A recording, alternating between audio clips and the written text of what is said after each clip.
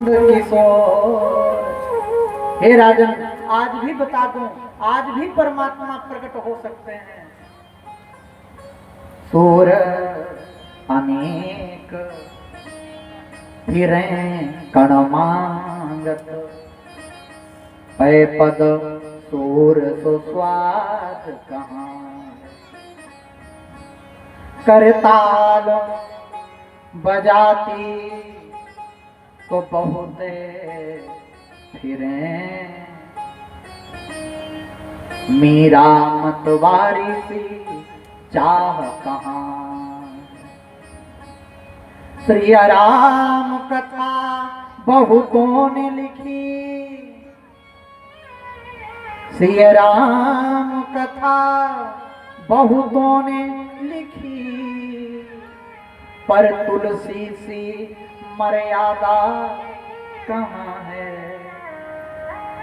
और नरसिंह बसे प्रतिखंभन में, पर काढ़न को प्रहलाद कहा है। ये पिताजी, मेरा परमात्मा हर जगह है, नहीं आम में, नहीं खास में, नहीं संयम बिंदु उपास में। यदि प्रेम है तो प्रभु पास में, यदि प्रेम है तो प्रभु पास में। हिरण्यकशिपु ने कहा, हे मंदात्मन, एक बात बता, तेरा परमात्मा इस खंभे पर है? प्रहलाद जी के मुखार बिंद से निकल गया, हाँ पिताजी, मेरा परमात्मा इस खंभे पर बैठा। नेत्र बंद हो गए, झरझर करके अश्रुओं का प्रवाह हो रहा है प्रहलाद जी के। और प्रहलाद जी प्रार्थना करते हैं, प्रभु अब बाणी तो निकल गई है आपकी कृपा से। यदि मेरा पिता आपकी परीक्षा और मेरी परीक्षा लेना चाह रहे हैं तो मेरी लाज रखना आपका दायित्व है। इसी खंभे से प्रकट होना भगवान, इसी खंभे से प्रकट। आंख बंद करके विचार करते हैं। और हिरण्यकशिपु ने जैसे ही तलवार की टंकार खंभे में मारा, जलता हुआ खंभा वैसे ही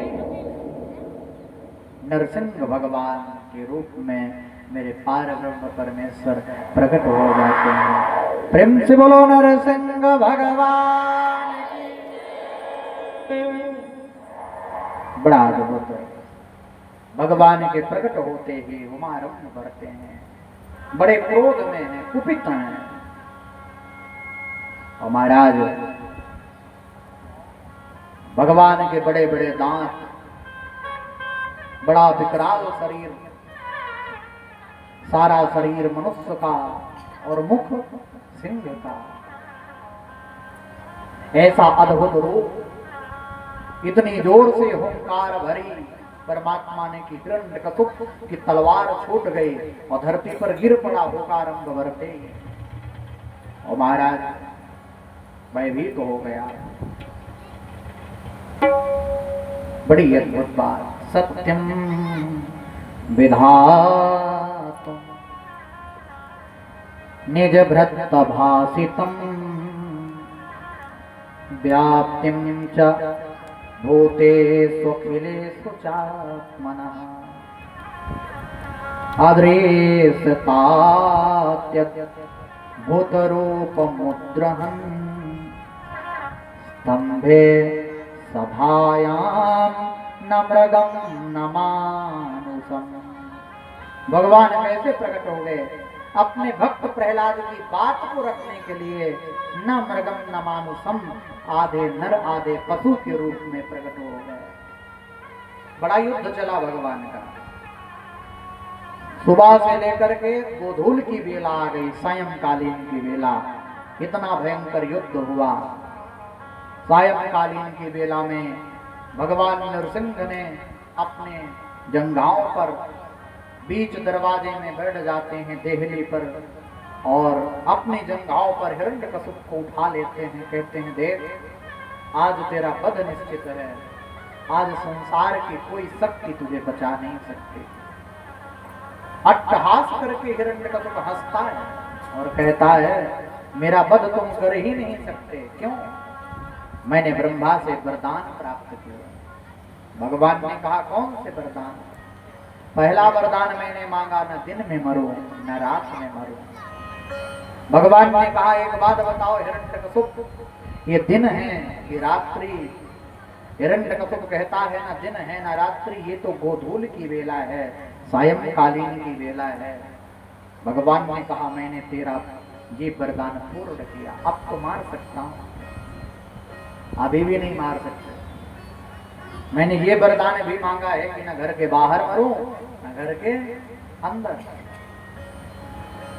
भगवान ने कहा ना तू घर के बाहर है न घर के अंदर, इस समय तू बीच दरवाजे पर है, देहली पर है, और यहां तुझे मैं मार सकता हूं।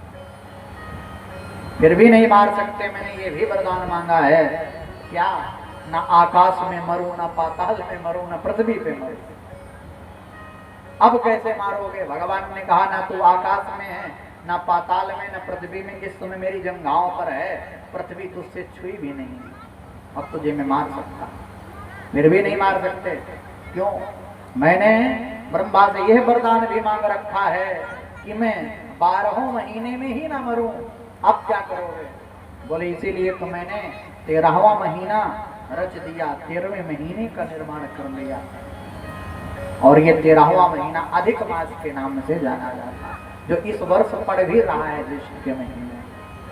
इसमें भगवान की उपासना बड़े अद्भुत तरीके से करनी चाहिए। जितना ज्यादा भगवान शिव भगवान नारायण की उपासना करोगे उतना ही फलित होगा ये अधिक मास, उतना ही आनंददायी होगा। इस बार ज्येष्ठ के महीने में अधिक मास पड़ रहा है। ये केवल प्रहलाद जी के लिए भगवान ने रचना की। विचार करो कि भक्त प्रहलाद इतने परमात्मा को प्रिय हैं कि उनके लिए सृष्टि के नियम को भी बदल दिया परमात्मा। हिरण्यकशिपु कहता है फिर भी नहीं मार सकते। क्यों? बोले अभी भी मैंने वरदान मांग रखा है कि नर से न मरूं न पशु से मरूं न पक्षी से मरूं न मानव से मरूं न दानव से मरूं। भगवान ने कहा देख मेरी तरफ मैं तुझे नर लगता हूं कि पशु? तो कहता है ना मृगम न मानुषम, न आप पशु ही हो न आप मनुष्य ही हो, आप तो नर और सिंह हो, इसलिए आपका नाम ही नरसिंह है। बोले अब तो मार सकता हूं। बोले फिर भी नहीं मार सकते। बोले क्यों? मैंने ये भी वरदान मांगा है कि अस्त्र शस्त्र से भी ना मरूं। अब कैसे मारो? भगवान क्रोधित हो गए। बोले हिरण्यकशिपु तूने मेरे भक्त प्रहलाद को बड़ा कष्ट दिया। कोई मुझसे बैर करता है, मुझे गाली देता है, मेरा द्वेष करता है, तो एक बार मैं उसे क्षमा कर देता हूँ। लेकिन जो मेरे भक्त को कष्ट देता है, मेरे भक्त का अपराध करता है, वो मेरे रोष से कभी बच नहीं पाता। इसलिए प्यारे भक्तों का अपराध कभी नहीं करना चाहिए। और भगवान क्रोधित होकर हुमारंभ भर करके आज हिरण्यकशिपु के पेट को चीर देते हैं और तड़ियों को निकाल कर गले में धारण कर लेते हैं। हिरण्यकशिपु का उद्धार कर देते हैं। इतना क्रोध बढ़ा कि तीनों लोग कंपायमान हो गए।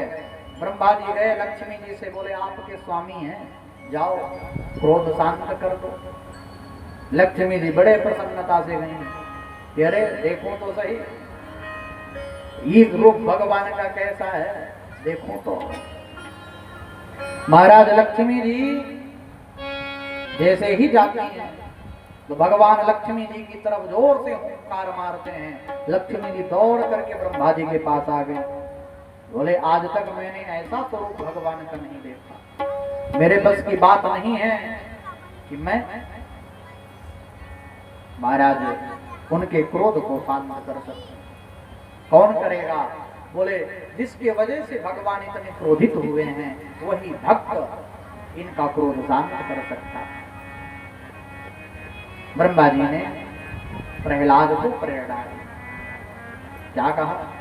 प्रहलादम प्रेषयामासः ब्रह्माव स्थितमन्तिके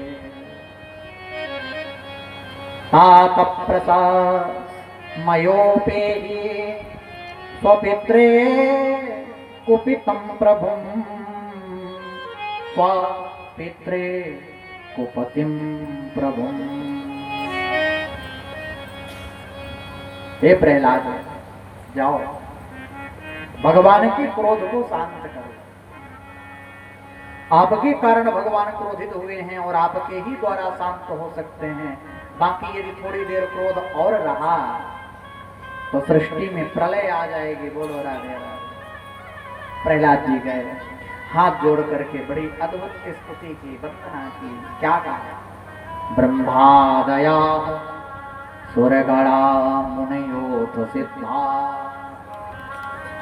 तत्त्वैकं तानमतयो वचसां प्रवाहै नारादितुं पुरुगणे रघुनापि विभो किं पोष्टुमर्हति समे हरिकग्र जाते।